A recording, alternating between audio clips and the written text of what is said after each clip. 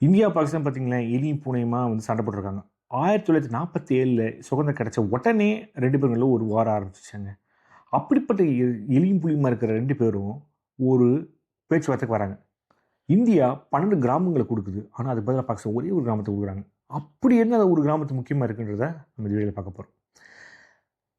இந்திய சுதந்திர போராட்டம் வந்து பல காலமா நடந்துட்டு இருந்துச்சுங்க. அப்ப கடைசியா 1930லேருந்து 47 கூட பார்த்தீங்கன்னா, ரொம்ப வேகம் எடுக்குது. இந்த வேகத்துக்கான காரணம் என்ன அப்படின்னா வந்து, இந்தியால இருக்கிற யங்ஸ்டர்ஸ் நெறைய பேர் வந்து அந்த போராட்டத்துல ஈடுபடுறாங்க.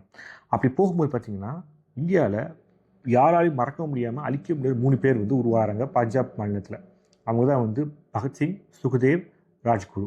இவங்க 3 பேர் வந்து பிரிட்டிஷ்காரங்க எதிரா பல விஷயங்கள வந்து செய்றாங்க. அதனால பிரிட்டிஷ்காரர் என்ன பண்ணாங்க, அவங்கள புடிச்சு, அவங்கள வந்து கோர்ட்ல கூட்டு போய் ட்ரையல் எடுத்து, அவங்க வந்து தூக்குல தொங்கணும்னு சொல்லி முடிவு எடுக்குறாங்க. இந்த முடிவு எடுத்த அப்புறமா வந்து பல தரப்புலேருந்து பிரஷர் வருது. இத பண்ணக்கூடாது நீங்க அப்படின்னு. ஏன்னா அவங்க வந்து ரெவல்யூஷனரிஸ். அவங்க வந்து நாட்டு சுதந்திரத்துக்காக போராடுற ஒரு போராட்ட வீரர்கள். ஆனா பிரிட்டிஷ் இந்தியா பொறுத்தவரைக்கும், கந்த கவர்மெண்ட்ட பொறுத்தவரைக்கும், இவங்க வந்து ஒரு டெரரிஸ்ட்.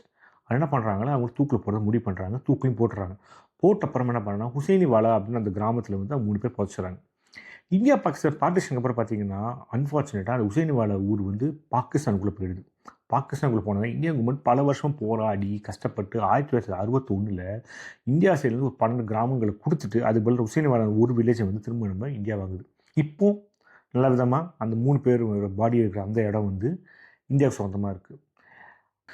இந்த மாரி இந்திய சுதந்திரத்துக்காக பல பேர் போராடி அவங்க உயிரை நீத்திருக்காங்க. இந்த சுதந்திர அன்னைக்கு அவங்கள பத்தி நம்ம எண்ணி பார்த்து, அவங்களோட கதைகள நம்ம படிச்சு, நம்ம அடுத்த தலைமுறைக்கும் அத கடத்தி கொண்டு போணும்.